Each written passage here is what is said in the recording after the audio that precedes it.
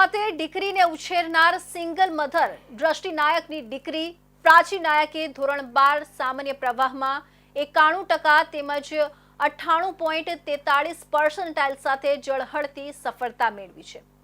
સખ્ત મહેનત કરી ઉચ્ચ ગુણાંકે પાસ થનાર શારદા યતન સ્કૂલની વિદ્યાર્થીની પ્રાચીએ કહ્યું કે રોજના 7 કલાક વાંચનથી સિદ્ધિ મેળવી છે।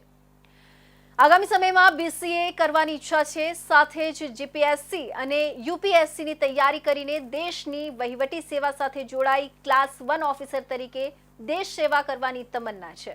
સુરતના ભટાર વિસ્તારમાં રહેતી સિંગલ મધર દ્રષ્ટિ નાયક માટે આ સફળતાનો દિવસ યાદગાર બની ગયો છે।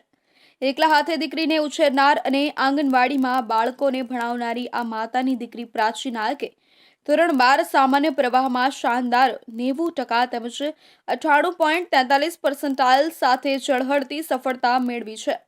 શારદા યતન સ્કૂલમાં અભ્યાસ કરતી પ્રાચી નાયકે કુલ 8 વિષયોમાંથી 750માંથી 679 ગુણ મેળવીને રાજ્યના શ્રેષ્ઠ પરિણામ મેળવનાર વિદ્યાર્થીઓમાં સ્થાન મેળવ્યું છે। ખાસ કરીને સ્ટેટિસ્ટિક્સ વિષયમાં તેણે 100માંથી 99 ગુણ મેળવ્યા છે। પ્રાચી માટે આ સફળતા માત્ર ગુણાંક નહીં પણ તેની માતા દ્રષ્ટિબેનના વર્ષોથી ચાલતા સંઘર્ષનું પુરસ્કાર છે। આંગણવાડીમાં નાનકડા બાળકોને ભણાવતા દ્રષ્ટિબેન નાયક દીકરીના ભવિષ્ય માટે સતત જહેમત કરી છે। પોતે દુઃખની ઘડીમાં પણ દીકરી પ્રાચીને સારી સંસ્કાર અને શિક્ષણ આપવાનું જીવન મંત્ર બનાવી દીધું હતું। પ્રાચી કહે છે કે મારી સફળતાના પાયામાં મારી માતા છે, જેમણે અનેક મુશ્કેલીઓ વચ્ચે એકલા હાથે મને ઉછેર્યું છે અને મારા ભવિષ્ય માટે દિવસ રાત મહેનત કરી છે।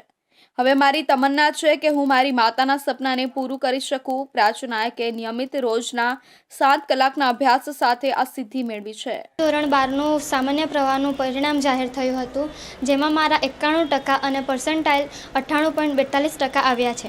આ મારી સફળતાનો શ્રેય હું મારા માતા અને પરિવાર સાથે મારા શિક્ષકગણને આપવા માંગુ છું અને સાથે જ આગળ જઈને હું બીસીએની તૈયારી કરીને સાથે જીપીએસસી અને યુપીએસસીની તૈયારી કરવા માંગુ છું અને દેશના વહીવટ સાથે જોડાવા માંગુ છું। સવારે વહેલી ઉઠીને વાંચવા બેસી જતી હતી, દરરોજ 7 કલાકની મહેનત કરતી હતી, મોબાઈલને બધાથી દૂર રહેતી હતી અને પેપર લખવાની પ્રેક્ટિસ ઘણી કરી હતી, જેથી મને ખૂબ ફાયદો થયો હતો પરીક્ષામાં, જેથી હું સારા ટકા લાવી શકી। હવે તે બીસીએ અભ્યાસ શરૂ કરવા જઈ રહી છે અને સાથે જીપીએસસી અને યુપીએસસી જેવી સ્પર્ધાત્મક પરીક્ષાઓની તૈયારી કરીને એક દિવસ ક્લાસ 1 અધિકારી બની દેશ સેવા કરવાની ઈચ્છા ધરાવે છે। શાળાના શિક્ષકો અને ભટાર વિસ્તારમાં પણ પ્રાચીની સફળતાની પ્રશંસા થઈ રહી છે અને તમામે ભવિષ્યમાં પણ તેને વધુ ઊંચાઈ પર પહોંચે તેવી શુભેચ્છાઓ પાઠવી છે।